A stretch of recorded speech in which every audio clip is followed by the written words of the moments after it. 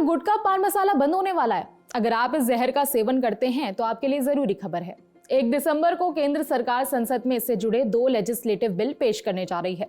Legislative bill माने कि विधायी विधेयक। पहला है सेंट्रल एक्साइज अमेंडमेंट बिल 2025, दूसरा है हेल्थ सिक्योरिटी से नेशनल सिक्योरिटी सेस बिल 2025। दोनों बिल वित्त मंत्री निर्मला सीतारमण पेश करेंगी। ये नया सेस गुटखा और तंबाकू बनाने वाली मशीनों पर लगेगा। आगे बढ़ने से पहले आसान शब्दों में सेस का मतलब समझ लेते हैं। हिंदी में इसे उपकर कहते हैं। सेस भी एक तरीके का टैक्स ही होता है जो केंद्र सरकार लगाती है। ये एडिशनल टैक्स होता है, लेकिन आम टैक्स से काफी अलग होता है। सरकार सेस इसलिए लगाती है ताकि उससे मिलने वाले फंड का इस्तेमाल वेलफेयर के कामों में किया जा सके। वेलफेयर के काम जैसे कि एजुकेशन और स्वास्थ्य सेवा। वापस अपनी खबर पर आते हैं। इंडियन एक्सप्रेस की रिपोर्ट के मुताबिक सरकार ने पान मसाला प्रोडक्ट पर सेस लगाने का ये तर्क दिया है कि नेशनल सिक्योरिटी और पब्लिक हेल्थ के खर्चे के लिए उन्हें और ज्यादा पैसों की जरूरत है। इस जरूरत को पूरा करने के लिए सेस लगाया जा सकता है। सूत्रों का कहना है कि डिफेंस का खर्चा बढ़ने वाला है, इसीलिए नेशनल सिक्योरिटी के नाम पर पान मसाले महंगे किए जा सकते हैं।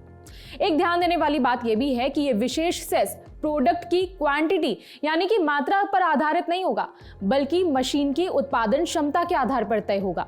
आसान शब्दों में कहें तो सेस का भार गुटखा और तंबाकू बनाने वाली मशीनों के कंधे पर आने वाला है। उदाहरण के तौर पर वो मशीनें जो हर मिनट 2.5 ग्राम वाले 500 पाउच या फिर टिन बनाती हैं, उनके ऊपर 1 करोड़ 1 लाख रुपए का सेस लगाया जाएगा।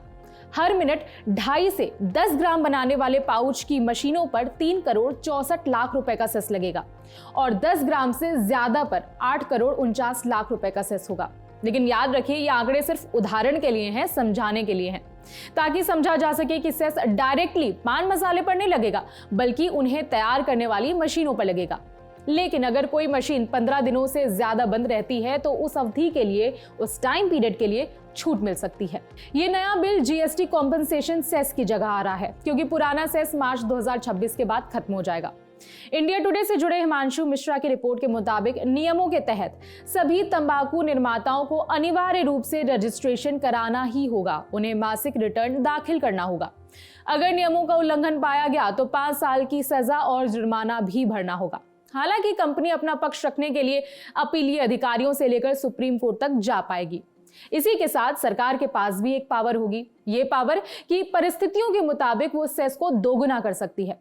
अगर ये बिल पास हो जाता है तो ये तंबाकू इंडस्ट्री के इतिहास का सबसे बड़ा बदलाव होगा। जाते जाते आपकी जानकारी के लिए बता दें कि संसद में 19 दिन का विंटर सेशन उर्फ शीतकालीन सत्र 1 दिसंबर से शुरू हो चुका है।